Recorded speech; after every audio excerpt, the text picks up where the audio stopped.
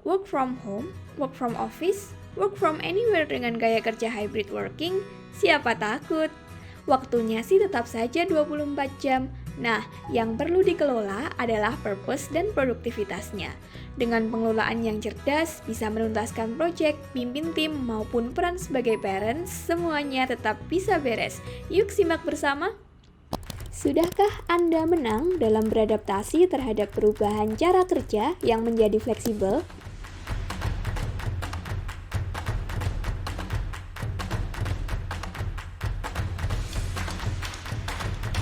Bicara soal kemenangan, pada tahun 47 sebelum Masehi, Julius Caesar, salah satu kaisar terbaik bangsa Romawi, menggambarkan kemenangannya dengan istilah Veni, Vidi, Vici, yang artinya saya datang, saya lihat, dan saya menang. Ternyata, istilah tersebut masih bisa relevan apabila kita bisa mengelola pekerjaan di era fleksibel ini. Lalu, bagaimana strateginya? KW 4.1 dengan trilogi Veni, Vidi, Vici akan menyajikan jawabannya.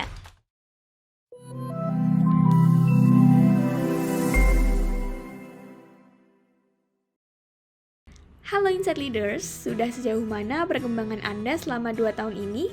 Tentunya banyak perubahan yang terjadi ya, seperti yang telah dianalisis oleh KW 4.1. Misalnya, ada perubahan lifestyle yang menyesuaikan gaya kerja kita. Kemudian ada juga pada bidang people connectedness atau keterhubungan tim di kantor. Kemudian ada juga space utilization atau pemanfaatan ruangan di rumah untuk bekerja. Dan yang terakhir adalah time effectiveness atau pengelolaan waktu agar tetap efektif dan produktif.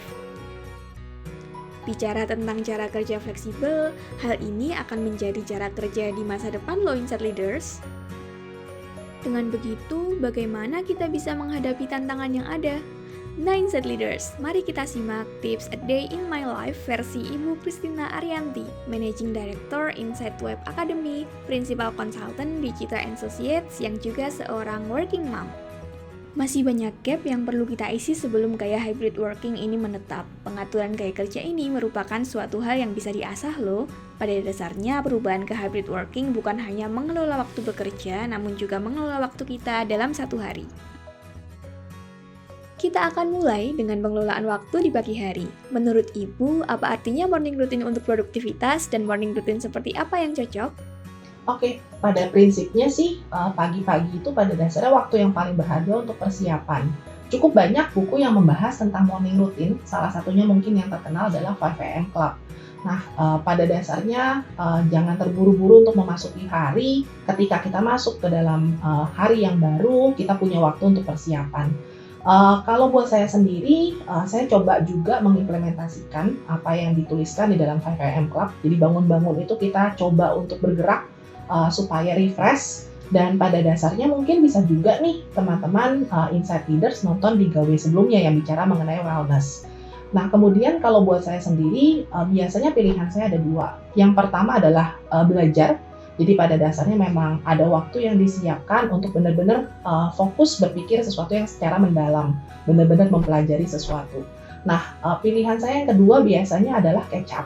Jadi biasanya ini dimulai dari persiapan hari sebelumnya. Saya menghindari untuk pagi-pagi berpikir saya mesti ngapain hari ini. Jadi di persiapannya pada dasarnya saya akan coba apa yang saya harus kerjakan, saya struktur dulu sebelumnya, dan di pagi itu kalau saya fokus untuk catch up, pada dasarnya saya akan langsung mengerjakan sesuai dengan strukturnya. Nah, bicara lebih lanjut, kita perlu merefleksikan dulu sebenarnya apa yang menjadi purpose kita. Misalnya buat saya profesionalisme dan productivity adalah dua hal yang saya pentingkan. Nah, berkaca pada tujuan tersebut, maka lifestyle priority harus bisa mensupport karir. Sebagai contoh, buat saya memasang bahwa saya ingin tetap sehat setelah umur 70 tahun. Nah, untuk ke sana, maka olahraga yang tadinya bukan di top of mind saya perlu lakukan supaya bisa lebih produktif. Nah, gali lebih lanjut nih mengenai morning routine olahraga. Tadinya saya pikir bahwa kalau olahraga itu ada beberapa pakem nih. Misalnya saya harus ada di luar rumah. Tapi ternyata ujungnya setelah saya eksperimen dengan beberapa hal, saya justru bisa lebih persisten dan lebih semangat untuk berolahraga Malah ketika olahraganya itu tidak terlalu banyak toolsnya. Musik merupakan salah satu hal yang penting buat saya untuk olahraga. Penggunaan tools buat saya juga penting. Misalnya, dengan adanya smartwatch, saya diingatkan bahwa olahraga itu merupakan hal yang penting. Dan kemudian juga smartwatch menyediakan measurement. Sudah sedekat mana saya dengan tujuan saya untuk bisa menjadi lebih sehat. Lalu, bagaimana cara Ibu menerjemahkan time management dan productivity dalam aktivitas sehari-hari di konteks hybrid? Kalau buat saya bicara mengenai time management, kita perlu melihat waktu itu sebagai satu konsep utuh, nggak bisa terpisah-pisah.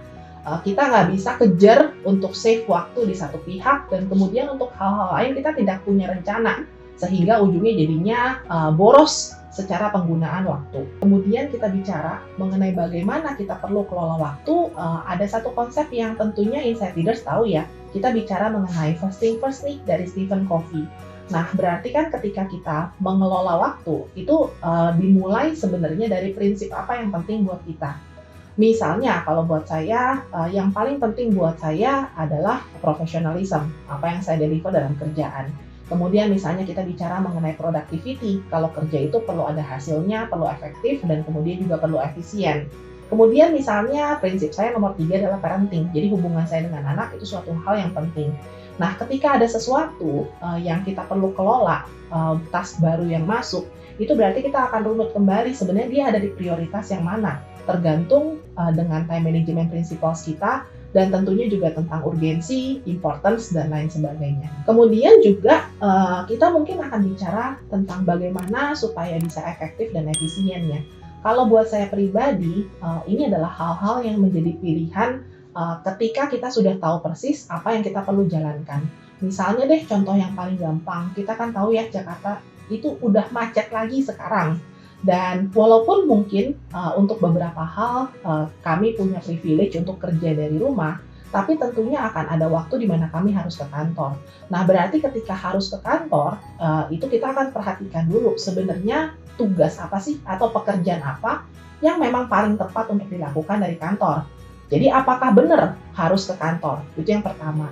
Misalnya kalau di kami sendiri, kami akan coba supaya kalau ke kantor, itu memang waktunya untuk koordinasi sama teman-teman. Atau misalnya untuk yang seperti ini, kami shoot video, itu kan berarti saya butuh bantuan dari orang lain. Jadi, pertama adalah menentukan dulu apakah memang harus ke kantor. Dan kemudian jika memang ada jadwal untuk ke kantor, berarti pertanyaannya mau berangkat jam berapa? Kebetulan rumah saya ada di pinggiran Jakarta, udah macet juga nih gitu ya. Jadi, saya justru kembali lagi ke mindset sebelum masuk pandemi.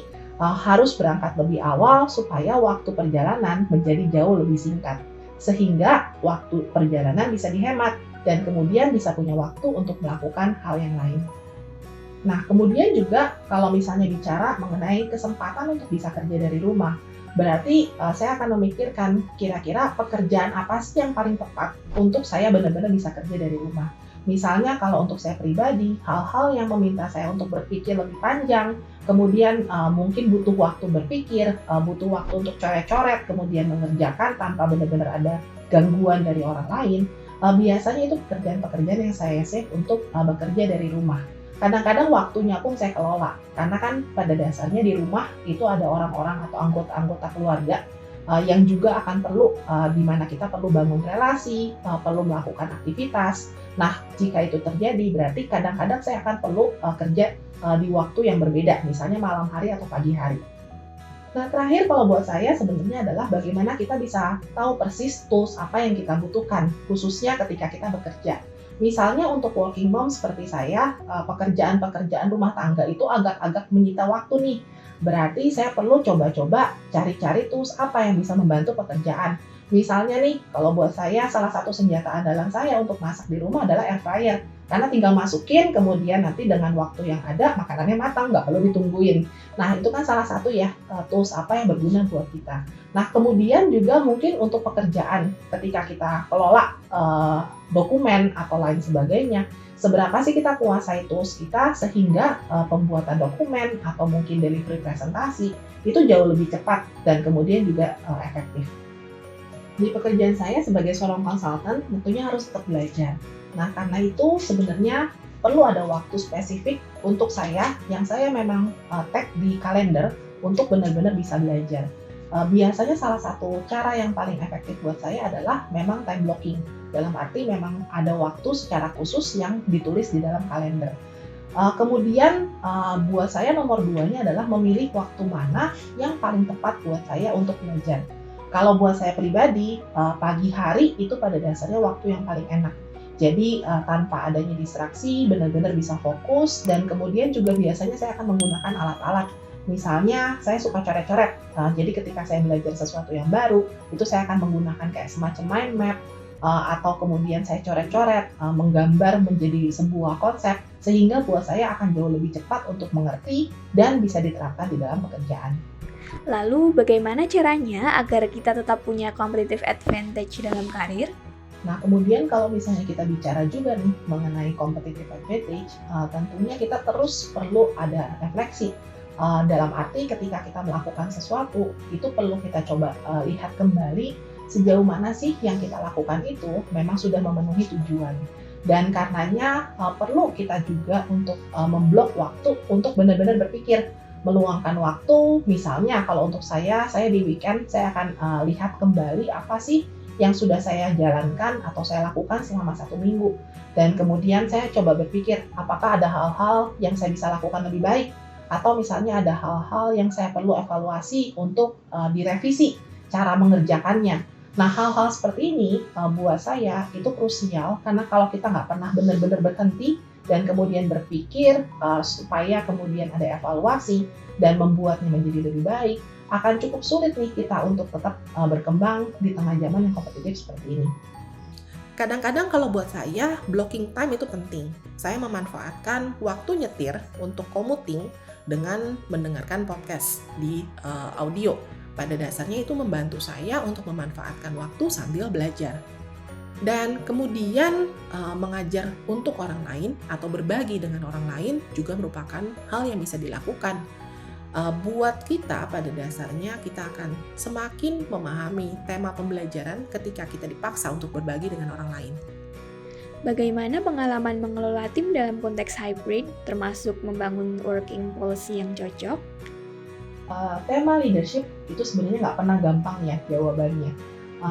Cuman kalau misalnya apa yang kita pelajarin selama kita menerapkan hybrid working, yang pertama mungkin adalah di level policy. Jadi simpelnya nih, kalau di tempat kami, ketika kita meeting itu kamera harus on. Karena akan jauh lebih mudah buat kami melihat ekspresi wajah teman-teman. Apalagi kan kalau orang Indonesia komunikasinya tidak tersirat ya. Jadi dalam arti perlu banget untuk kita melihat gestur, perlu untuk melihat mimik muka, supaya kita bisa mengerti pesan yang disampaikan sama lawan bicara. Nah, kemudian juga kalau bicara tentang leadership, pada dasarnya kita punya beberapa tools. Misalnya pagi-pagi kita punya yang namanya morning briefing alias sapaan pagi kalau di tempatnya kami. Jadi itu adalah sebuah saat di mana teman-teman akan kumpul bareng via Zoom. Kemudian kalau misalnya ada yang di kantor, berarti kita akan juga meeting via Zoom dengan teman-teman yang di kantor. Dan kemudian kita akan tukeran kira-kira apa yang kita harus kerjakan selama hari tersebut. Itu akan membantu kita untuk melihat sebenarnya seberapa kita on track dalam project-project yang kita jalankan. Kemudian mungkin simpelnya kalau kita bicara mengenai leading, kita juga bicara bahwa pendekatan personal tetap penting, bahwa walaupun kita memang bicara melalui chat, kemudian kita bicara melalui Zoom, kadang-kadang kita akan perlu untuk telepon, tergantung juga sama tipe message yang kita mau komunikasikan. Jadi di sini pesannya adalah bagaimana kita kelola cara kita dan channel yang kita gunakan dalam berkomunikasi dengan rekan-rekan, itu juga merupakan suatu hal yang penting. Kemudian juga kapan kita perlu meeting, dalam arti memang pesannya perlu disampaikan untuk semua orang di dalam satu tim, dan kapan kita perlu untuk bicaranya personal, one-on-one. Kami percaya bahwa policy dalam organisasi memegang peranan penting terhadap suksesnya hybrid working. Tentu ini merupakan pertimbangan utama. Misalnya, kami cukup fleksibel untuk jam berangkat ataupun pulang karena tim mayoritas menggunakan kendaraan umum. Karenanya, menghindari rush hour adalah suatu hal yang penting. Namun di sisi lain, kami juga mewajibkan untuk adanya log terhadap aktivitas kerja dan juga check-in untuk review pekerjaan. Kondisi kerja di rumah juga perlu dipertimbangkan. kami sudah belajar bahwa tidak semua orang bisa dan mau untuk kerja produktif di rumah. Karenanya meja kerja dan lokasi kerja yang terpisah kami hargai lebih, apalagi kalau sampai memisahkan sehingga adanya ruang kerja di rumah. Dan sebagai leader, bukan hanya kita perlu kenal tipe leadership kita, tapi kita juga perlu kenal tentang kepribadian tim kita. Utamanya, adaptasi dengan perubahan cara kerja ini membuat kita tidak lagi bertemu muka seperti masa lalu. Karenanya, makin kita kenal diri kita, artinya kita bisa memberikan overview kepada tim apa yang menjadi ekspektasi kita sebagai seorang leader. Dan makin kita kenal dengan tim kita, artinya kita juga tahu bagaimana memperlakukan mereka sebagai individual. Bagaimana tips untuk mengelola lingkungan dan menata ruangan di rumah? Selamat datang di setting home office saya. Jadi kalau dilihat-lihat sebenarnya ada 3 fungsi utama dalam ruangan ini. Fungsi pertama tentunya adalah untuk bekerja. Dan di sini tools itu merupakan penunjang utama yang penting. Misalnya saya menggunakan 2 monitor supaya lebih efektif. Kemudian juga meja kerja yang bisa diatur ketinggiannya supaya nggak pegel kalau kerja. Dan kemudian kalau bicara fungsi kedua adalah fungsi untuk belajar. Tempatnya sama, tapi toolsnya bisa berbeda. Misalnya saya tipe yang suka membuat summary, jadi saya menggunakan iPad untuk coret-coret. Dan kemudian fungsi ketiga sebenarnya adalah untuk belajar atau bekerja sambil ditemani oleh anak. Karena buat saya menjadi seorang parent itu adalah hal yang penting. Jadi di waktu ini atau di setting ini pada dasarnya karena tempatnya cukup ada sehingga anak saya bisa mengerjakan aktivitas atau sambil belajar ketika aktivitas kerja saya tidak terlalu padat. Apa yang menjadi petunjuk dalam pengelolaan pekerjaan dan peran sehari-hari? Ruang kerja di rumah tentunya perlu disupport dengan adanya teknologi yang juga memadai. Misalnya, Wi-Fi-nya bukan hanya harus kencang, tapi juga harus stabil. Kemudian, buat saya, hal yang penting adalah juga bisa komunikasi secara efektif dengan rekan-rekan kerja. Misalnya, untuk kami menggunakan dokumen yang dikolaborasikan secara online. Ada opsi juga bahwa kita mengkoordinasikan project management dengan tools yang namanya Smartsheet.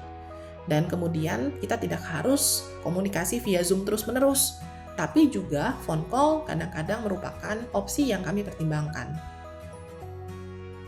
Terima kasih sudah menonton. Jangan lupa untuk cek video-video gawe yang lain karena masih akan ada video-video yang menarik dan bermanfaat bagi Insight Leaders. So, see you on the next video.